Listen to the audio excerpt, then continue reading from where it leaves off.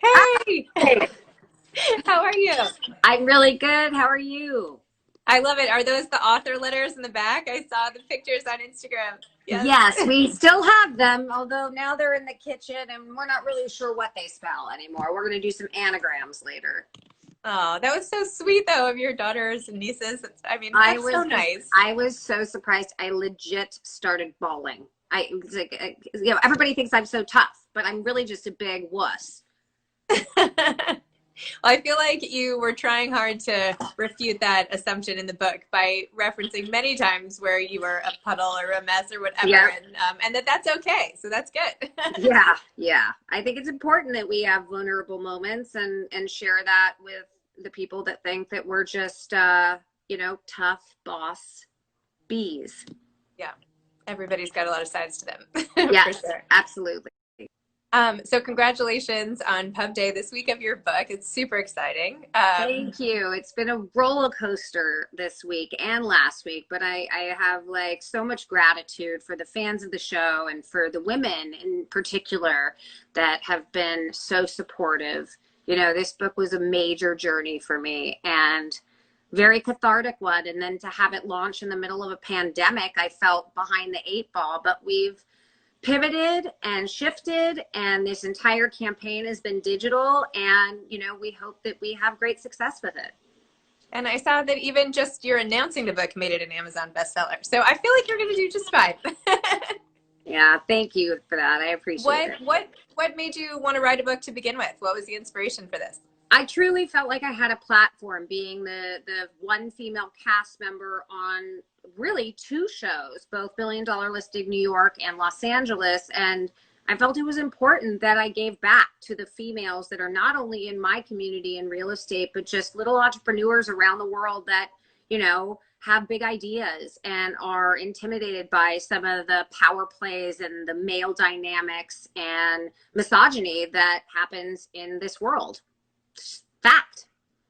I love how you broke down like the different personality types of powerful men that you might have to deal with, because I feel like that this does not just apply in work. This is like in any aspect of your life. These tips are super, super helpful. I appreciate that. I do think it's important to recognize the different personality types so that you can figure out how to cope with those personalities because it's not just getting the job, but then it's being able to manage it and figure out what's the healthiest decision, not only for you and the client that you're dealing with, but how about all your other clients?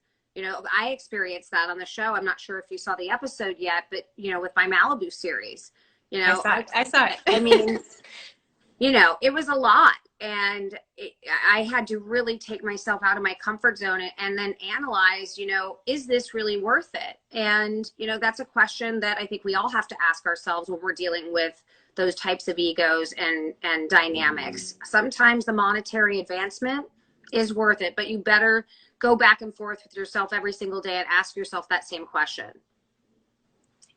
I feel like you gave so much good specific advice, but one of the things that I felt like you mentioned over and over and over again was the fact that you had all these instincts and that often you ignored them for some reason, right? Like, oh, maybe I had a bad vibe about this guy, Ted, but whatever, I'm going to just roll with it. But every example you gave of ignoring your instincts like came back to bite you. And I feel like that Oh, was like one of the biggest themes of the book is just like you have to listen to that inner voice, even when everything on the outside seems to point in a different direction. of course. I mean, of course, it's like, red flags. We as women see them all the time and we're like, no, no, no, that's not a red flag. And the truth is we should know by now that we have a gift as women and we don't utilize it enough. And our intuition is everything. And if we started using that more in the boardrooms that we have to walk into against those big egos, we could deflect a lot of the power plays that they make. And I've been using it more and more. And by the way, now that I've written the book, I hold myself to a different standard because it's all in black and white now. So I have to, I was reading a chapter when I was doing the Audible book, a few weeks ago. And at the end of the chapter, the editor, I was like, I got to take a break because I had gone just back to chapters. And they were like, what's wrong? And I said, I'm just pissed at myself because I totally didn't follow any of my own advice this week, and I think it really is a practice that, this book is, and, talking to yourself and trusting your gut. and going with it, because it's going to serve you correctly more often than it won't. But I thought that was something that was that made you so likable in the book. I mean, not that you're not likable elsewhere, but you're super likable. But I just mean, one of the things was that you said, here's what you should do. And P.S., actually, I didn't do it that way. And that's why I'm giving you this other advice. Like, that was great, because I feel like in so many books, experts say, this is what you should do. Yeah. End of story. And you're like, I totally messed up the situation, but now I've learned. So take what I've learned from the bad and you go run with that. So it was like, yeah. Thank you for like living out the mistakes I might have made. And I'm sure I made a well, and by the way, I still make mistakes. And I think imperfection is something that is also super freeing. You know, I think as a single mom and a successful career woman, we have all these expectations on ourselves that are just really BS. And you know, the more we embrace imperfection as successful career women, and the more that our children understand what that dynamic is, so that when they grow up, they have that confidence to be able to do it on their own. I think those are the most important things. And that's what kind of takes all that anxiety off the table, because we can't be 100 places at once. I'm the mom that will show up to the horse show and everybody else will be wearing boots, and I'll be coming from a listing pitch in a pair of pumps and a pencil skirt, feeling like a total, you know, whack. But the truth is, I'm doing the best that I can. I'm showing up, and, you know, that to me is the most important thing. Well, I'm sure that's what's important to your daughter too. I mean, it is. And P.S., I'm sure all the other moms are like, wow, I wish I looked like that in a pencil skirt. So, you know, everybody wants what they can't have. You know what I mean? So, true. Yeah. And I saw on Instagram and in the press and all the rest that you're going through a divorce and now you're in a new relationship. And I went through a divorce myself, like at age 40, and I have 4 kids, including like teenagers now. And so anyway, I was feeling like we had a lot to talk about in that regard. Oh, I'm sure we do. Yeah. I feel like I'm on the other side of that now, and I'm in a good place with my girls. You know, it was definitely a chapter and that I was ready to close and open a new one. But, you know, in that journey, the last 2 years, you know, people think, of course, on the show that this like just happened, but it's been 2 years.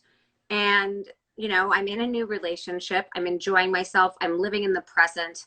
I'm not focusing on what happened yesterday anymore, because it's in the past and I can't control that. And I certainly don't want to control the future. So I'm just living for today, and I'm super happy, if you've seen on Instagram, because yes. And you know what? He's given me some great abs too. So that's fun. So I ended up marrying my tennis pro, actually. No, you did not. I did. So I have gotten so great at tennis, I have to say. I'm dead right now. God, yeah. I'm like such a cliche, but screw it. There's truth in cliches, isn't there? I know. Actually, my husband is so funny, because he's like, for a while, people didn't want to date me because it was so cliche. I mean, not really, they did, but, you know, it's so cliche to date the tennis pro. You know what I mean? So He was like, people are like discriminating against me because of that. 100%. But when I get the same thing, and I'm like, you know what? If you guys can't be happy for me and see that, you know, I'm living in the moment and I'm doing me, then to hell with you guys, because the truth is, like, I'm having a great time. I've never felt better. I've never felt healthier. I'm more focused. Everything's happening in my life with this book and my career. My girls look up to me. Like, I'm living my best life. Truth. Yes. Well, I just feel like, I don't know, from when I was like a kid, I don't know if your mom said stuff like this to you, but like, if people are mean to you, it's because they're jealous of you. And I was kind of like, nobody's jealous of me, like in my Laura Ashley skirt, like hiding against the wall. But, you know, there's some truth to that. Like, a lot of the naysayers and people who want to put you down, they just are jealous. And then those aren't your people. So forget it, you know? Yeah, I really do. I try not to get sucked into the trolls, you know, on different social media platforms. Sometimes I can't help myself and I have to speak up, and that's okay too. But, you know, the support that I have from women that watch the show and support me on my social media platforms and have gone out and bought this book, those are my people. They're like my tribe. And I'm a girl's girl, and I, like, heart of hearts, like, I think there's a difference. There's chicks and then there's girls. And I want to be in a tribe with a bunch of women who celebrate me, who I can celebrate right back and lift up. And, you know, I cheers that. I love women. It's awesome. And also in the book, you talked about how, you know, relationships can fluctuate so much, even with your sister, right? You talk about how Yeah. she didn't give you a listing in the beginning, and that Oof. was like so gutting. And you were like, how am I going to come back from that? And now you have your relationship is in a different place. I'm like speaking for you as if I know this intimately. It's just from the book, but maybe you should talk about it. But That was a moment for me. And people always ask me that, and I forget that story because I really do talk about it a lot.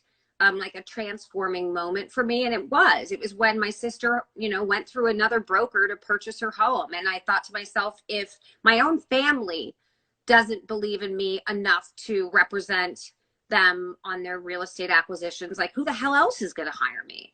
And it really took me down, and I was devastated.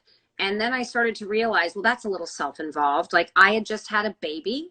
I was breastfeeding. I was totally disconnected from the world. I was suffering from postpartum at the time. And, you know, and then no one told me. So I felt betrayed. But the truth is I was very much in my own world. And, you know, on the other side of that, once I processed that, I was like, you know what? I'm going to go out there. I'm going to work 10 times harder. And, you know, the next time an opportunity comes around, I'm going to be ready for it. And it was a great lesson in humility, and also reminding myself that I am going to have to be very vocal about the things that I want in this life. And so I listed her house actually this year, right before we went into COVID. And, you know, we're having a lot of great showings, and hopefully I'll close it. And that will be one of my biggest sales to date. great. And then we can watch it on the show. It's Yeah, like full circle. Yeah. I just wanted to read one of my favorite quotes from the book. You said, chameleons don't wake up and decide it'd be better to be a polar bear that day. They're always they're always themselves, just with a little different coloring from one situation to the next. I thought that was so great, because you talk about being in all these different situations, and yeah, okay, you can act differently with your daughter, from your client, from, you know, the moms at the horse show or whatever, but like you have to still maintain that inner core of who you are, or forget it, right? So I feel like that was another big message from your book. 100%. I do believe in being able to walk into a room and be a chameleon, so long as you have the understanding of who you are intimately, because you cannot be a chameleon if you don't know yourself and you haven't accepted who you are, and you haven't been able to show who you are to everybody else, and be completely authentic. Once you have the first piece, then you can start becoming a chameleon again, because you can come back to yourself. And that's a fine line. Like a lot of people think they know themselves, but they're not really 100% being honest with who they are. And once you start being a chameleon, people are going to read that the wrong way, and that can be super ineffective.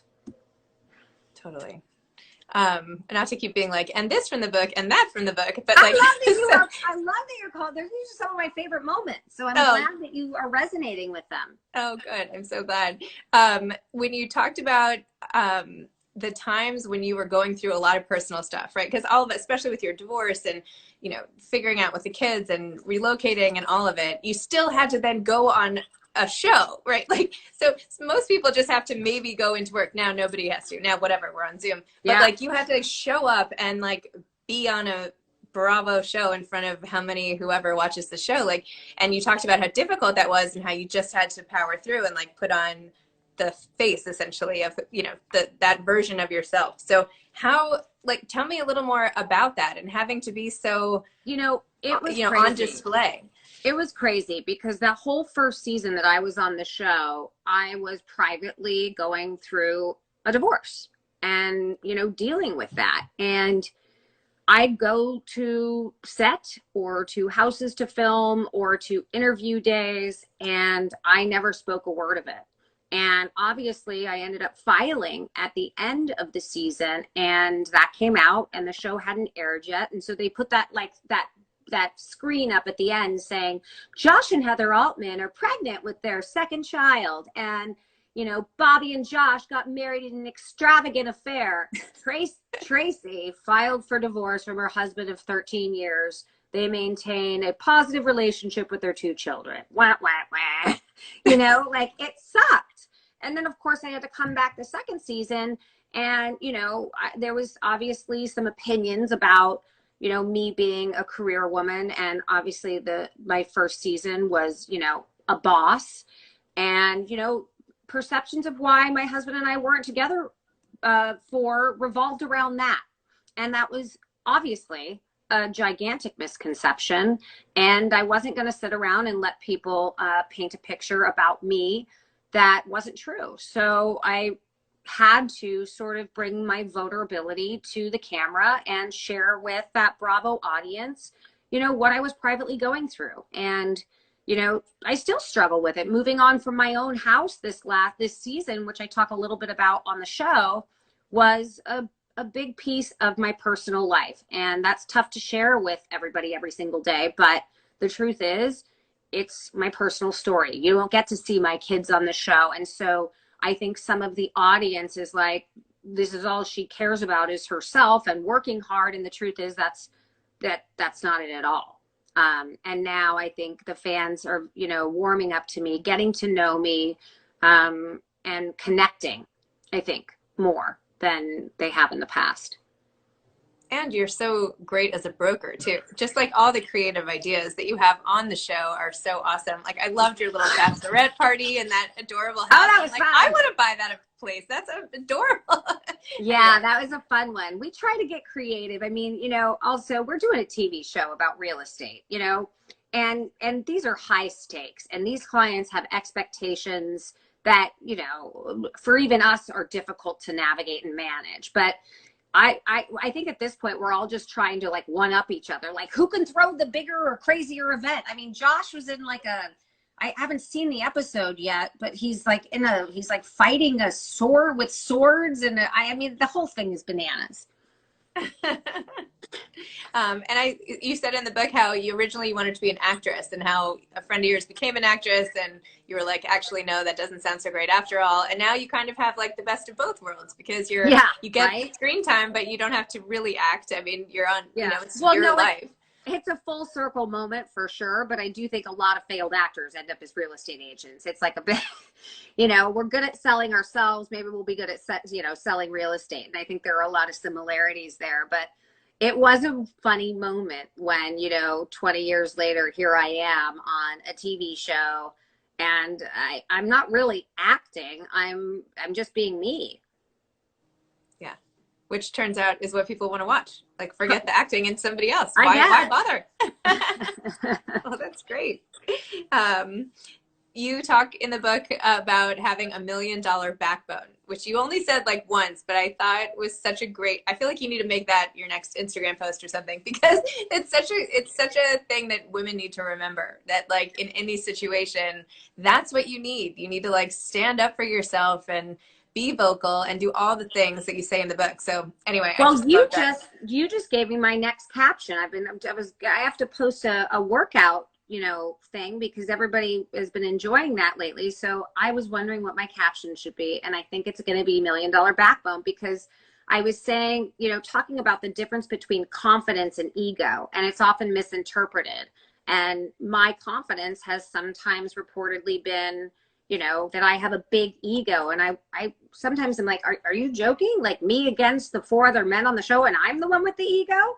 So I think, you know, being a strong female, that's something that I want to speak to and remind myself that I'm actually totally cool with the fact that I'm confident. And it doesn't mean I'm an egomaniac. It just means that I feel good in my body and I feel good in my mind, and I'm going to say it out loud. You don't like it? Don't follow me.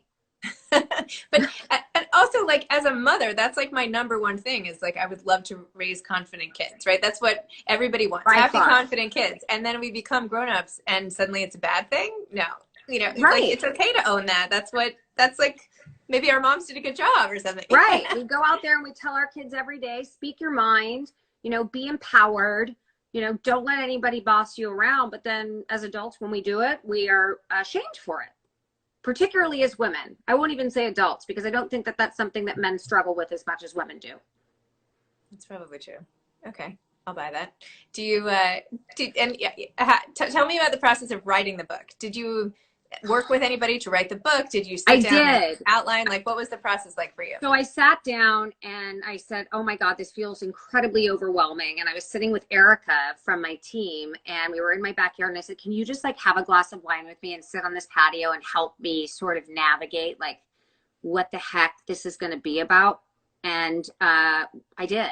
And because she knows me so well. And so we started crafting an outline and that outline became a treatment that was probably, I don't know, 6, 7, 8 pages long. And that was then delivered to my book agent who shopped it around and they loved it. So I ended up working with a woman by the name of Maxie McCoy, who's an incredible writer. And we spent a lot of time together, you know, talking shop, her really understanding my voice. I think that's kind of what separated me from so many different authors. And, you know, is I have a very specific voice and I wanted to make sure that it came across just like that. And so just endless hours, 6 months of writing together. And this is what we ended up producing. And I read it for the first time ever from start to finish, not with like my editor's cap on, when I did the Audible. And I got chills. It was like a big moment for me. It was a trip.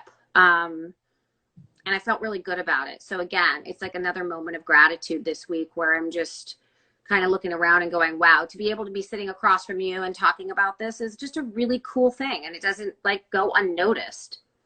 It's awesome. I feel like I should station myself outside the Audible, like wherever everybody does their recordings, because I feel like everybody comes out and reports feeling like it was such a moment, right? It's so spent or so like emotionally drained or crying or this or that to read their book out loud. It's like, it seems to be such a I came home after that and my kids and my boyfriend were like, what is going on? My best friend Joey was here and they were like, what is going on with you? And I was like, I need to take a walk. And I literally just, I was out of sorts and I took a walk and I ended up walking for an hour and a half in the dark in LA. And, you know, not really the safest time to be out and about right now. And I sat down on a park bench and just cried for like 30 minutes, and not because of anything other than like, this was like a really vulnerable place for me. And I couldn't believe that it finally completed it. And so it was big. And I came home and everybody was asleep and they were like, you know, are you all right? And I just needed to take a minute and just self-reflect.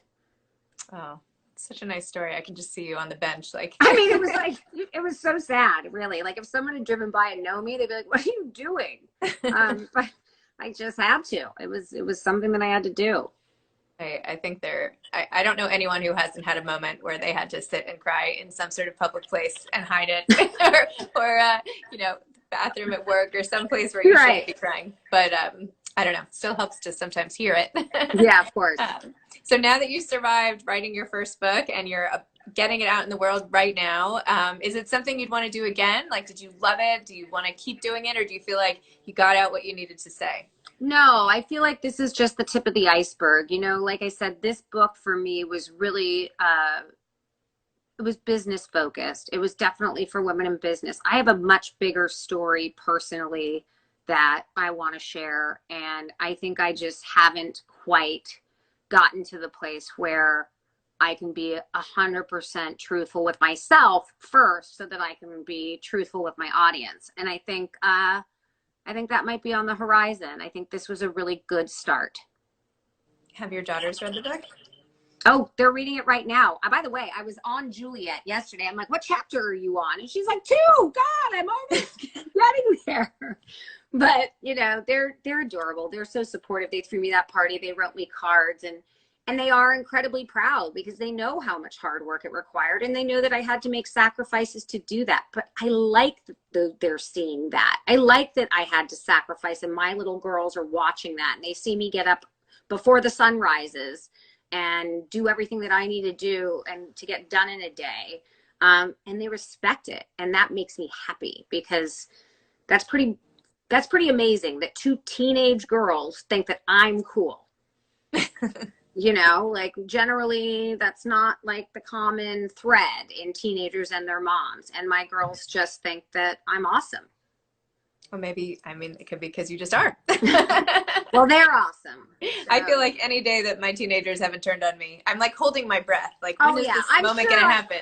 Yeah. I'm sure I'm on my way. Juliet's like going to be 15. Scarlett's 12 going on like 30. So I know I'm going to be up against something at some point, but I'll take what I have right now and just hang on.